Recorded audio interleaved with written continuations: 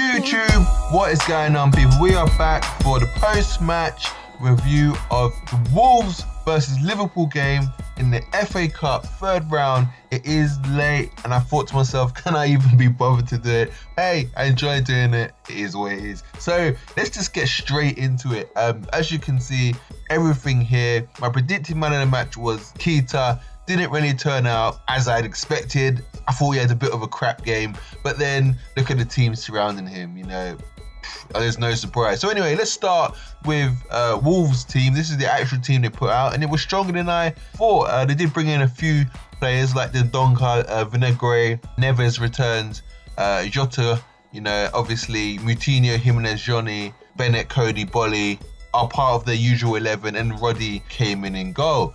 So yeah, Roddy in goal, Bennett, Cody, Bolly at the back, Neves just in front with Johnny, Moutinho, Dindonka and Vinagre across the middle, Jimenez and Jota up front. And you know what? They was worthy winners. They took what we had to offer and spun it round and threw it back in our faces. A fantastic second half goal from Neves. What a goal. I mean, he's a good player. He has definitely got techers. So yeah, moving on to Liverpool. As you can see, we went with a 4-2-3-1 formation, and we had Origi up top with Shaqiri and Curtis Jones either side. Daniel Sturridge just in behind. Don't get that one, but we'll talk about him. Milner, Naby Keita in the holding role with Moreno left back, Fabinho and Lovren centre backs, and Camacho right back with Mignolet in goal. Let's start with the ratings and go through each player just briefly. Mignolet, still conceding goals. Should have done better on the second goal maybe, but you know, behind that defence, Klopp ain't doing him no favours, I tell ya. So for me, he gets probably a 4. Yeah, 4 works. At left back, Albi Moreno, thought it was alright. Liverpool conceded 2, gets a 5.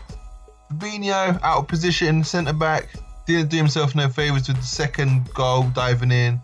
But then Milner was just as bad, not coming across. So I have no idea why he didn't come across. That was comical, that was. Fabinho can have a 5. Lovren didn't even make it past the first 5 minutes, I don't think. Came off of an injury, a hamstring, it seems.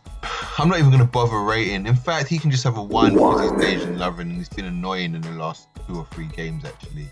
I did watch the Man City-Liverpool game again, and actually his header was the main reason caused the counter-attack where Sane then went on and scored. Awful. I don't know what happened there, but it is what it is. It's another game. Camacho, I thought he looked alright. 5, same as Moreno. Didn't look any worse, didn't look any better. Young, lots of prospects. Supposed to be going on loan, linked with Sporting Lisbon. See how that one pans out. Milner was one of the players that was always on the ball throughout the game. I thought he done it right. It clearly isn't his preferred role. He done well in it. I really expected Keita to absolutely boss the game. Just really just come from deep, pick the ball up, skip past a couple players. Like, this is his chance to really put an icing on the cake and just show what he's about. But he was absolutely poor. I thought he was poor, I really did.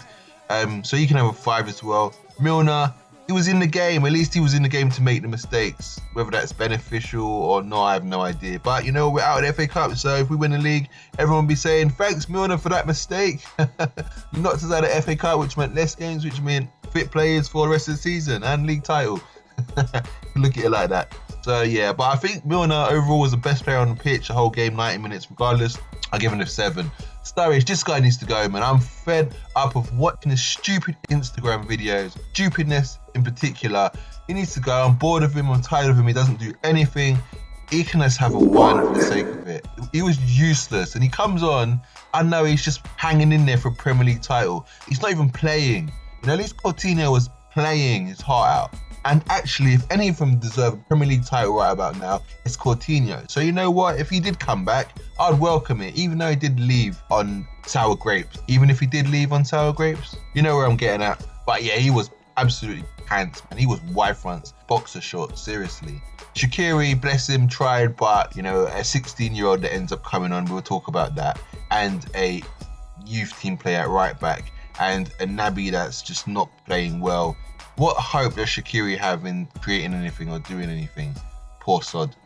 Curtis Jones looked lively, skipped past a couple players in Johnny and Bennett at times. I like Curtis Jones, he's a good prospect. However, I thought he was about a 6. I thought Shaqiri was probably about a 6 as well. Origi is useless. None of them. Origi, Sturridge, he won a couple of headers, Origi. Sturridge not there looking to run in and behind or anything like that. There should have been reverse roles, to be fair. But then Sturridge ain't going to win no headers. So Origi was a man you needed against Manchester City later on in the game when, you actually have physical presence, someone who's going to jump, someone who can header, somebody who can do what he done to Everton, hustle and bustle. He should have came on against City and not Daniel Sturridge. But I know Klopps he was thinking we're on the edge of the box, Sturridge might get in the D, pull a cracker out the bag like he did against Chelsea. That kind of goal happens once a season and that is it. So guys, there are the ratings for each player and a little bit of my opinion on each and every one of them. Moving on to the subs bench, we had a young keeper in Keller, and then we had Trent Alexander-Arnold, our first team right back, Jana Hoever, a fantastic prospect. The comparisons of not so much stature but height, and you can imagine when he gets to Van Dijk's sort of age grouping, he will be pretty much a similar build style of player. It's a no-brainer. So I've seen on Twitter people saying, oh yeah, why are you comparing Hoever to Van Dijk? We're not comparing it, you can just see traits, that's what it is. Also, we had Christy Davis on the bench, who I believe we signed from Chelsea at some point. But yeah, I've not seen him play properly. I've watched him a few academy games, but I've not actually studied him, I just remember him. And then obviously we have the three musketeers, it's just Salah, Mane and Firmino. So substitutions were, obviously Lovren got the hamstring injury early on and Jana Hoever came on, and I can't even fault the guy. And because he came on so early, I will rate him, and I'm going to give him a 7 alongside Milner. There was one moment where, he kind of got caught, tried to take on, I think it was Jota or Vinegre or whatever, a bit sort of around the kind of right back area. Weren't no options on, so but he got a bit pushed off the ball, simply just down to physicality. But we didn't concede and we defended it out and it was all good. But that was the only moment. But his confidence is just overwhelming. It's brilliant. It's fantastic. He's going to be a good defender. So yeah, I'll give him a 7. He had no other problems. He was playing good passes into midfield. And he was in a team that was pretty crap, pretty whack. Can't blame the kid. Other substitution was Salah and Firmino came on for Curtis Jones and Daniel Sturridge.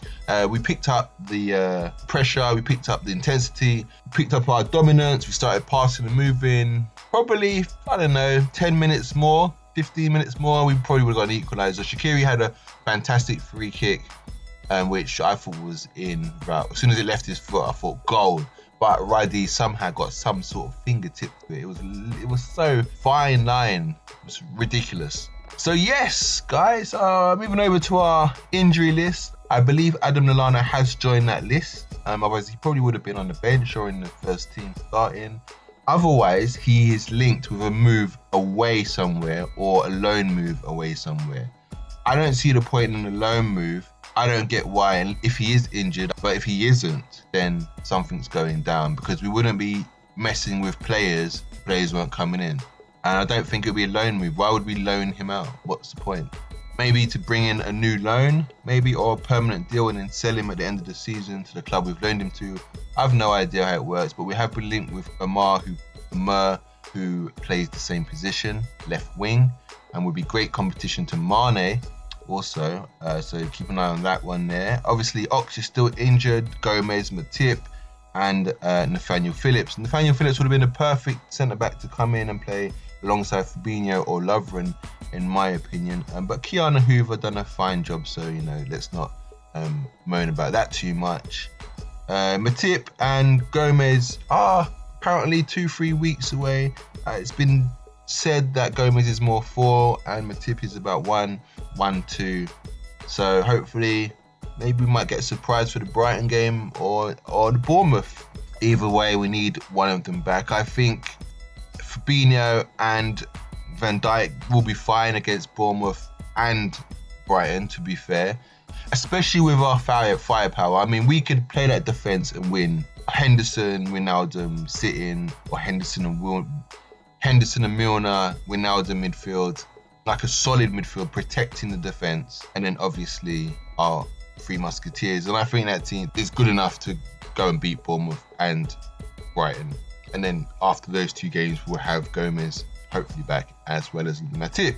Ox probably late next month. I'm really looking forward to seeing Ox again. All good. Dropped from the squad, as you can see.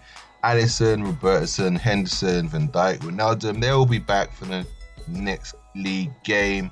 Yeah, guys, let's just soldier on. I've not even been disappointed about this match whatsoever. Is what is. I didn't even get upset about it. 2 losses in a row. Let's hope that ain't a downer for anything that's to come. So guys, I've been Red Mist and MC Ninja. I will see you soon, guys. Let's do this.